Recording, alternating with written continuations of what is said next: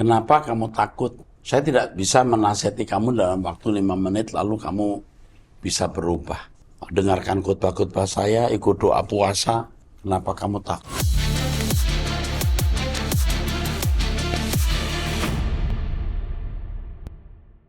Salam saudara, kita kembali mengikuti Abam.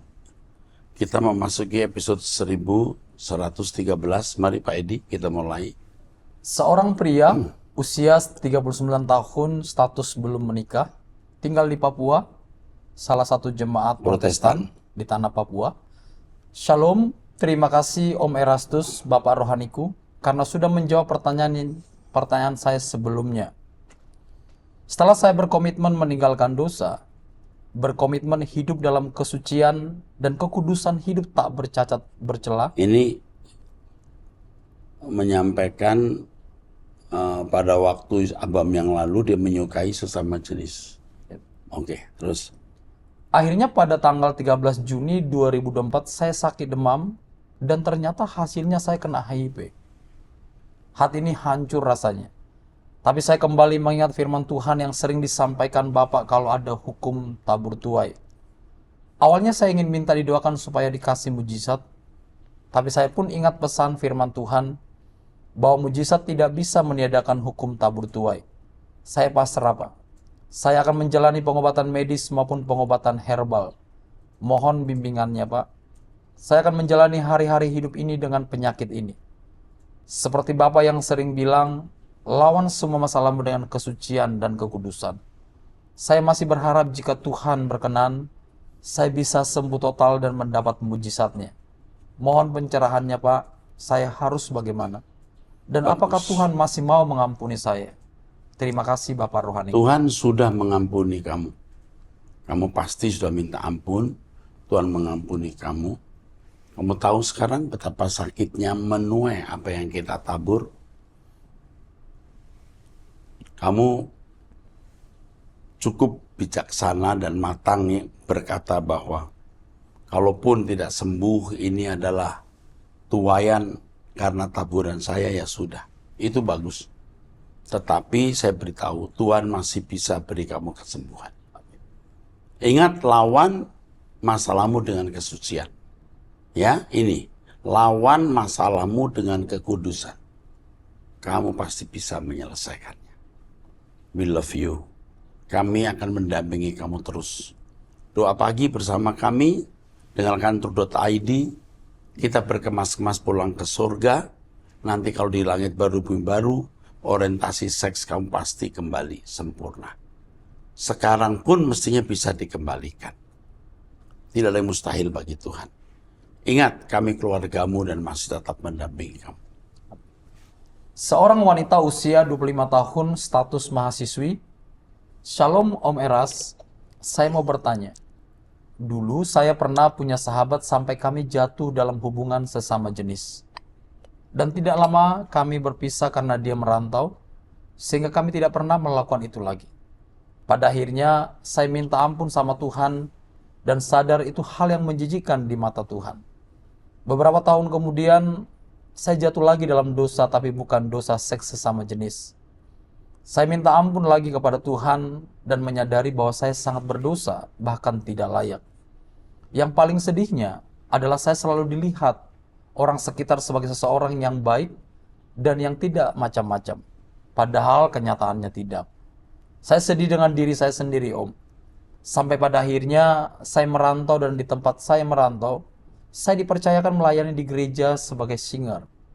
Pada suatu hari, saya kembali jatuh dalam dosa termasuk juga dosa tontonan yang tidak benar dan saya hanya bisa menangis dan minta ampun ke Tuhan.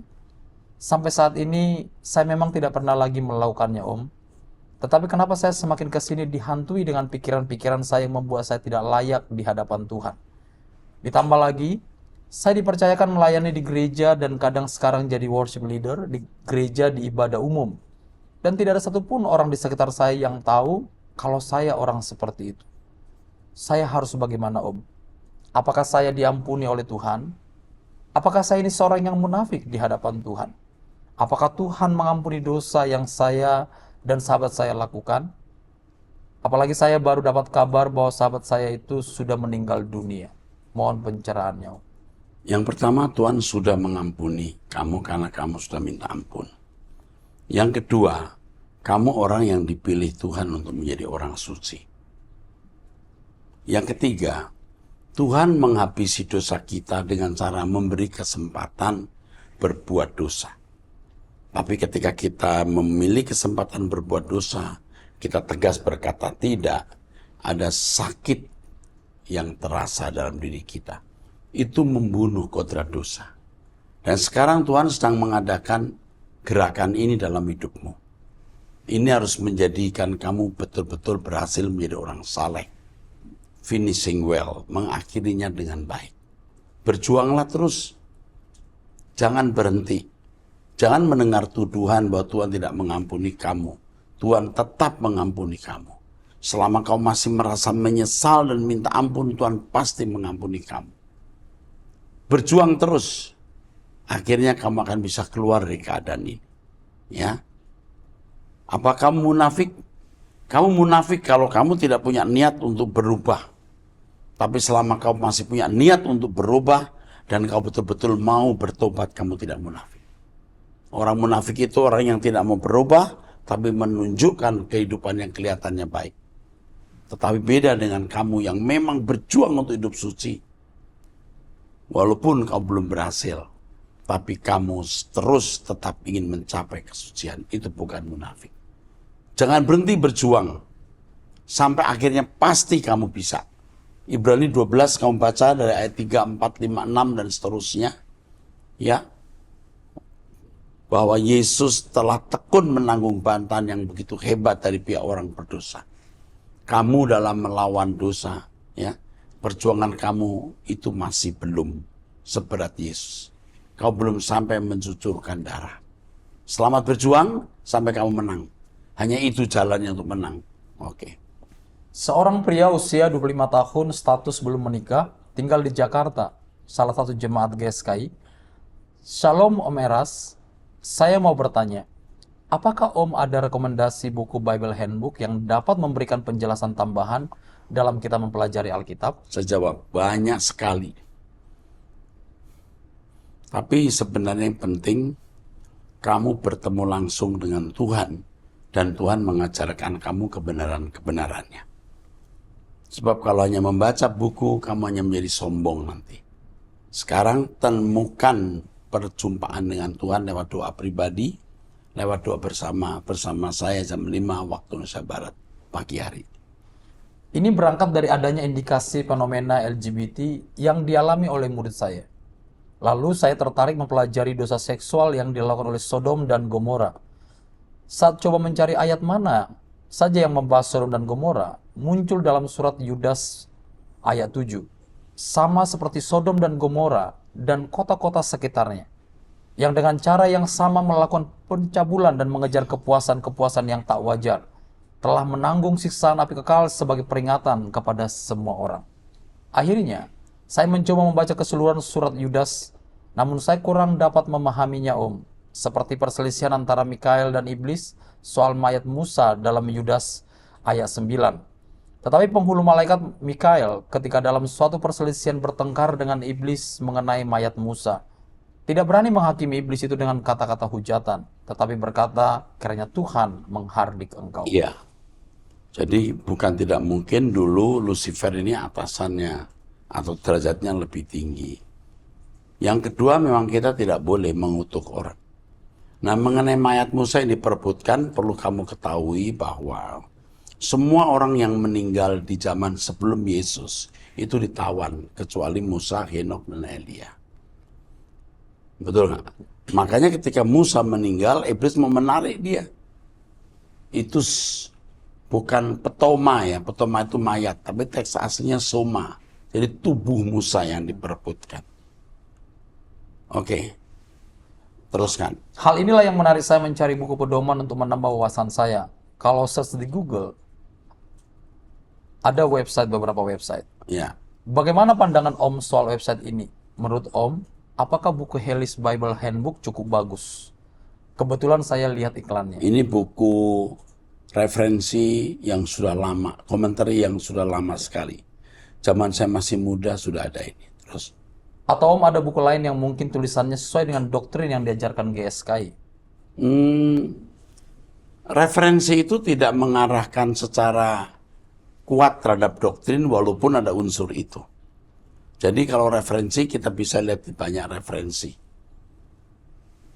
Perlu kamu ketahui bahwa ada program-program yang bisa melihat referensi, ya seperti Logos misalnya, seperti Olive Tree, Blue Letter, ini juga bisa menjadi program. Sword, masih ada nggak? It's Eastward. Kalau dulu ada banyak ya, saya lupa. Saya kira itu saja dulu. Nanti cukup itu. Yang penting perjumpaanmu dengan Tuhan, jangan lupa ini. Ya jangan hanya belajar di textbook, orang jadi sombong dan tidak bisa mengubah orang. Oke. Saya sebetulnya belum rajin membaca Alkitab, bahkan hampir tidak pernah. Loh, kamu hampir tidak pernah lalu membaca referensi untuk apa? Terus. Membaca hanya saat perlu saja. Dulu pernah memulai, tetapi setelah beberapa pasal saya berhenti. Menurut Om, sebaiknya dimulai dari kitab mana dulu ya? Dari Perjanjian Baru, Injil Yohanes, lalu Matius, Markus, Lukas, dan seterusnya. Oh ya Om, apakah boleh kalau sekali diadakan pembekalan mengenai fenomena LGBT? Dan bagaimana kita harus menyikapinya? Oke. Terima kasih Om, maaf kalau banyak pertanyaan yang kesana kemari. Oke. Saya sudah jawab beberapa pertanyaan dan masukan untuk membahas LGBT nanti kita akan pikirkan. Kebetulan Dr. Grant itu doktornya di bidang gender, dia akan sangat cakap bicara untuk bidang ini, ya. Dia juga diundang sampai luar negeri untuk menjadi pembicara mengenai gender ini. Oke, yuk teruskan. Seorang wanita usia 28 tahun, status belum menikah, tinggal di Sumatera Utara, salah satu jemaat karismatik. Salam Pak Pendeta, tolong doakan saya. Sejak lahir, saya belum pernah pacaran. Pernah naksir laki-laki tapi bertepuk sebelah tangan. Kalau di usia remaja hingga 20 tahunan, pernah juga pendekatan beberapa kali tapi selalu gagal. Awalnya saya tidak masalah jika tidak punya pasangan. Tapi tahun ini saya sudah berumur 29 tahun. Orang tua saya sudah meninggal dan kakak yang membesarkan saya selama ini, kami beda usia 16 tahun. Kakak saya sudah sangat berharap saya segera menikah. Hal itu membuat saya makin sedih karena saya juga ingin menikah. Saya sudah berusaha untuk memperluas pergaulan saya secara offline maupun online. Tetapi belum juga menemukan orang yang tepat. Tolong doakan saya Pak Pendeta. Tidak boleh seorang pun mengatur hidupmu termasuk kakak kandungmu. Menikah itu tidak wajib, tidak harus. Daripada menikah, kamu ketemu jodoh yang salah, kamu akan kehilangan kehidupan. Jadi sebaiknya kamu tidak terlalu memikirkan soal jodoh. Kamu lewati hari demi hari menyenangkan Tuhan. Itu cukup. Dan hidupmu jangan diatur oleh siapapun termasuk kakak kamu yang mengharapkan kamu menikah segera. Kamu cari langit baru, bumi baru. Fokus mencari kerajaan surga. Hidup hanya untuk menyenangkan hati Allah, menjadi anak kesukaan Bapa. Cukup itu. Kamu bisa melewati hari yang penuh berkat. Ikuti khotbah saya, ikuti doa saya, ikuti cara hidup saya. Kamu akan merdeka. Oke. Seorang wanita usia 39 tahun status menikah, tinggal di Sumatera Utara, salah satu jemaat Protestan. Salam Bapak rohani kami, saya mau bertanya. Pikiran saya menjadi tidak seperti biasa dan saya menjadi penakut. Apakah saya masih bisa sembuh? Terima kasih, Tuhan memberkati. Ini mesti dikonseling, ya. Kenapa kamu takut? Saya tidak bisa menasihati kamu dalam waktu 5 menit lalu kamu bisa berubah. Tapi saya mau beritahu kepada kamu, perjumpaan dengan Tuhan dalam doa itu membuat kamu akan memiliki kedewasaan, termasuk perasaan takut. Doa pagi jam 5 waktu Indonesia Barat bersama saya, dengarkan khotbah-khotbah saya, ikut doa puasa, kamu akan berubah. Itu saja nasihat saya. Lalu nanti ada pendamping yang mendampingi kamu. Kenapa kamu takut? Takut untuk hal apa saja, ya? Tidak jelas di sini. Oke. Seorang wanita usia 51 tahun status menikah, memiliki 2 anak, tinggal di Kalimantan Timur, salah satu jemaat karismatik. Shalom Bapak Rohaniku, Pak Eras yang saya dan keluarga hormati, kami mau bertanya, apakah boleh kami makan daging kurban yang diberikan sama saudara kita yang agama lain? Mohon jawabannya, Pak. Nggak apa-apa, makan aja. Nggak ada masalah. Terus. Oh iya Pak, kami sudah ikut program Rehoboth Foundation walaupun tidak banyak. Tapi kami berkomitmen memberikan untuk sementara 1 tahun dulu, dan setiap bulannya akan kami transfer. Kami dari keluarga yang sederhana. Bagi kami cukup ada makanan dan pakaian sudah cukup. Ada beberapa juga yang harus kami bantu, terutama keluarga, orang tua, gereja yang kami beribadah saat ini. Kami juga membantu orang tua yang kekurangan di sekitaran kami. Membantu 1 orang anak damping dalam program Wahana Visi. Oke. Dan sudah 8 tahun Ini berjalan. Wahana Visi ini program pengembangan masyarakat yang terfokus pada kesejahteraan anak. Oke. Jadi gaji saya dibagi-bagikan untuk memberkati orang lain. Sudah 8 tahun berjalan ya. 8 tahun Oke. berjalan. Suami sudah tidak bekerja, jadi hanya saya dan kedua anak-anak saya yang bekerja. Puji Tuhan mereka sudah bisa menyelesaikan kuliahnya masing-masing dan bekerja di perusahaan. Mereka yang biasanya membantu kebutuhan rumah tangga kami sampai bisa kredit rumah. Satu hal yang kami syukuri yaitu kami bisa bertemu dengan pengajaran Pak Eras bersama orang-orangnya yang setia memberikan pengajaran yang benar mengubah hidup saya ke arah yang positif, dan berjuang untuk hidup kudus, tidak bercacat dan bercela. Serta itu sangat menyiksa manusia lama saya, tapi saya mau terus berjuang walaupun jatuh bangun. Terima kasih Pak Eras dan tim doa. Pak Eras selalu tetap sehat dan panjang umur supaya dapat menyelamatkan banyak jiwa-jiwa yang tersesat. Salam langit baru bumi baru. Bapa di sorga bersama Tuhan Yesus memberkati kita. Amin. Wah, ini wanita hebat ya. Kamu wanita hebat. Kamu kerja keras sampai anak-anakmu selesai, walaupun suamimu sekarang sudah menganggur. Puji Tuhan, berjuang terus karena kita masih memiliki perjalanan yang panjang untuk memasuki langit baru, bumi baru. Terima kasih untuk dukungannya bagi pelayanan pekerjaan Tuhan di daerah, khususnya untuk pendidikan dari anak-anak ya di Rehoboth Foundation. Tuhan memberkati. Seorang wanita usia 40 tahun status menikah, memiliki 1 anak tinggal di Jerman, salah satu jemaat Pentakosta. Salam Pak Eras dan tim. Di tempat kerja saya satu-satunya yang beragama Kristen. Sedangkan kolega-kolega saya bukan orang Kristen dan bisa dikatakan mereka semua ateis. Hubungan kami baik-baik saja di tempat kerja. Tetapi ketika kami mengobrol, sering kali ada omongan mereka yang membuat saya tidak sejahtera. Seperti omongan-omongan yang kasar, negatif, dan keluhan-keluhan mereka yang tidak henti-hentinya. Kadang kami suka mengobrol topik-topik tertentu yang menurut saya topik sensitif. Misalnya, menurut mereka pernikahan sama jenis itu wajar. Aborsi itu baik apabila seorang wanita hamil tapi tidak menginginkan anak itu. Ketika mereka bicara seperti itu, saya biasanya diam saja. Tapi kadang saya hanya mengangguk yang mungkin bisa diartikan saya setuju dengan pendapat mereka. Padahal hati saya tidak damai. Saya khawatir kalau saya berpendapat lain, apalagi kalau pendapat saya dihubungkan dengan iman Kristen, saya bakal dikucilkan dan dianggap aneh. Oke, kamu tinggal di tengah-tengah lingkungan yang tidak kondusif, di mana kamu bertumbuh dalam iman, ya, dan dalam kesucian. Begitu kau berpikir. Sebenarnya tidak. Di situasi kondisi yang begitu sulit, justru kamu bisa membangun kesucian. Kamu bisa bertarung melawan keadaan. Jadi kalau teman-teman kamu bicara yang tidak patut, kamu diam. Sebisanya kamu menghindar. Ya, kamu harus jadi berkat untuk mereka, di mana satu hari kamu akan membuka mulut, kamu akan berkhotbah kepada mereka menyampaikan firman.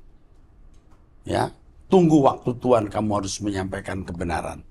Terus, Sewaktu kantor kami merayakan Natal bersama, mereka pergi ke diskotik dan bar, saya dipaksa ikut.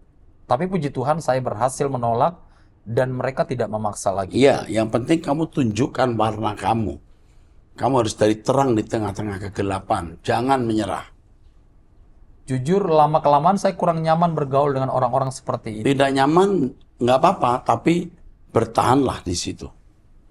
Jadi Pak, apakah boleh kita orang Kristen menghindari bergaul dengan orang-orang yang tidak mengenal Tuhan? Bergaul tapi tidak melekat.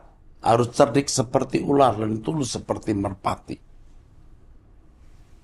Saya dilema karena kita orang Kristen pun harus jadi terang dan garam. Bagaimana saya harus bersikap? Saya sudah jelaskan dari tadi. Cukup. Kamu tetap bertahan di situ. Kamu punya integritas. Sebab dengan cara hidup kamu yang baik, itu lebih keras suaranya dari khotbah di mimbar. Jadikan hidupmu khotbah. Sampai nanti mulutmu diberi kesempatan Tuhan berbicara. Jangan menjauhi pergaulan, tapi hiduplah di tengah pergaulan untuk menjadi berkat. Amin. Seorang wanita usia 26 tahun, status belum menikah, tinggal di Kepulauan Riau, salah satu jemaat Protestan, Kesukuan. kesukuan. Ya. Salam Pak, saya seorang yang cantik, cukup populer, pekerjaan saya bagus, pekerja keras, saya punya uang jadi tidak bergantung pada siapapun dan hidup sangat mandiri. Saya ngekos jauh dari keluarga. Saya bisa dikatakan berkarakter baik, ceria, ikhlas menolong keluarga saya karena saya sandwich generation. Sandwich generation itu artinya generasi yang ditekan dari dua pihak ya. Dari bawah, dari atas, dari orang tua, dan kebutuhan sendiri. Kebutuhan anak-anak. Oke. Saya juga melayani di gereja. Saya sudah mengalami Tuhan secara pribadi. Saya mengenal Tuhan dan saya mengenal siapa saya di dalam Tuhan.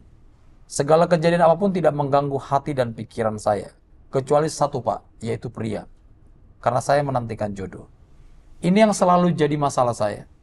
Saya tidak asal saja menerima pria. Saya juga memilih siapa yang jadi pacar saya.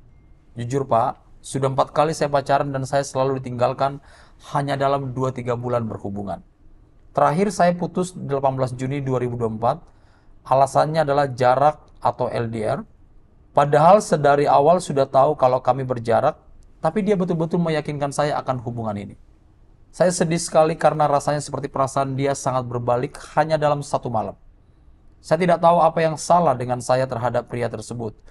Saya bersikap lembut dan keluarga saya memberikan nasihat agar tidak cepat memberi hati kepada pria.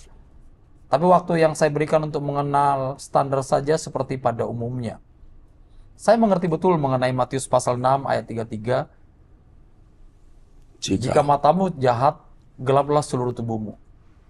Jika terang yang ada padamu gelap, betapa gelapnya kegelapan itu. Ini Matius Salah berapa ini? kayaknya Pak. Salah ayat ya. Matius pasal 6:33. Mas 66 itu adalah kamu khawatir. Carilah perkara. Oh iya, cari dulu kerajaan kebenaran semua akan ditambahkan kepadamu. Iya. Ya.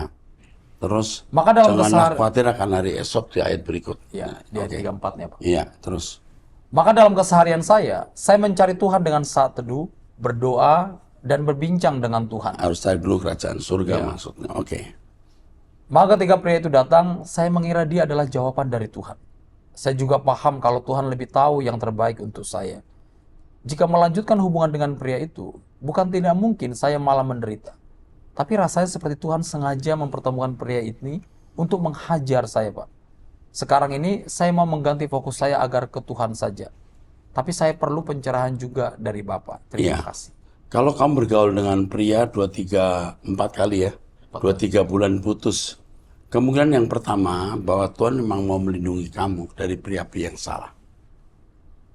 Tapi yang kedua, kemungkinan kedua, memang karakter kamu tidak membuat orang nyaman. Sehingga orang tidak nyaman dengan kamu lalu memutuskan. Yang ketiga, Tuhan mau mengajar kamu rendah hati. Kamu cantik, kamu cakap, tapi kok dalam tanda kutip kurang mempersona orang atau kurang laku dijual. Istilahnya ya, maaf ya kata ini kurang tepat ya. Kurang mempersona, kurang bisa memikat hati orang. Kamu rendah hati. Benar sekali keputusan kamu. Kamu fokus ke Tuhan.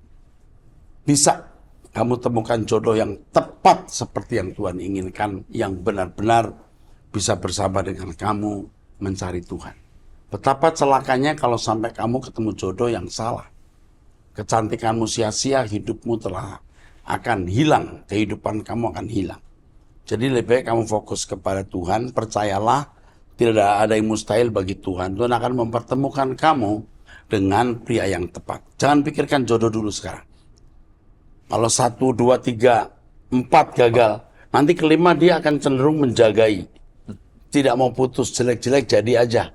Karena pengalaman 4 kali gagal. Ini padahal yang kelima ini lebih rusak. Bahaya kan? Lebih baik kamu diam saja. Daripada kamu memilih jodoh yang salah. Oke. Seorang wanita usia 23 tahun, status belum menikah, tinggal di Riau, salah satu jemaat gereja Pentakosta. Salam Pak Eras dan tim Abam. Pak Eras, waktu SMP saya sering dibully dan juga sikap bapak saya yang temperamen, sering memukul bahkan mengutuk anak-anaknya, yang membuat mental saya jadi penakut dan terbawa-bawa sampai sekarang. Jadi ketika saya tampil atau berbicara kepada orang-orang yang saya tidak dekat, saya sangat grogi dan tidak percaya diri. Doakan saya ya Pak agar saya tidak menjadi seorang penakut. Oke. Sebenarnya orang yang grogi itu orang yang kurang atau tidak percaya diri sendiri. Tidak percaya diri sendiri juga bisa merupakan kesombongan yang terselubung. Dia punya target 7, tapi keadaan dia 4 atau 5. Mestinya kau belajar menerima keadaanmu sendiri. Inilah saya. Saya bisa bicara cuma segini. Aku bukan seperti orang lain. Terimalah dirimu sebagaimana adanya. Itu yang membuat kamu akan menjadi kokoh justru. Oke. Terus. Pak, saya juga mau bertanya. Saat kelas 1 SMK, saya dibaptis dan ketika kami ibadah di gereja, saya tiba-tiba merasakan rasa rindu teramat dalam yang tidak bisa saya ungkapkan dengan kata-kata. Rasa rindu itu sangat dalam dan tidak pernah saya rasakan dalam hidup saya. Saya merasa sangat dicintai oleh Tuhan. Dan saya ingin sekali berada dekat Tuhan pada saat itu. Saya tidak bisa menahan rasa tangis dan rasa rindu itu. Rasanya saya tidak kuat menahan perasaan itu. Air mata terus membanjiri, rindu itu teramat dalam, Pak. Bahkan bukan saat ibadah saja, melainkan satu hari, itu rasanya saya ingin sekali berjumpa langsung dengan Tuhan. Ini harus dikembangkan terus. Jadi permanen menjadi milikmu. Kamu akan menjadi seorang wanita yang kokoh, yang kuat, yang tangguh. Tidak minderan atau tidak rendah diri. Ya, itu yang penting. Terima dirimu sebagaimana adanya dan jangan minder. Oke. Kenapa ya Pak, ketika saya mendoakan suatu daerah dan saat saya mulai fokus mendoakan, tubuh saya seperti dibawa berputar kencang sehingga membuat saya pusing. Waduh, ini saya tidak tahu. Bisa saja pekerjaan Tuhan atau yang lain. Tapi kalau pekerjaan setan rasanya tidak yang ini. Terus. Ketika saya bertahan dan tak fokus berdoa, rasa berputar tadi mulai menghilang dan kadangkala saat saya berdoa dengan fokus, tubuh saya juga seperti terkena hembusan angin yang dingin.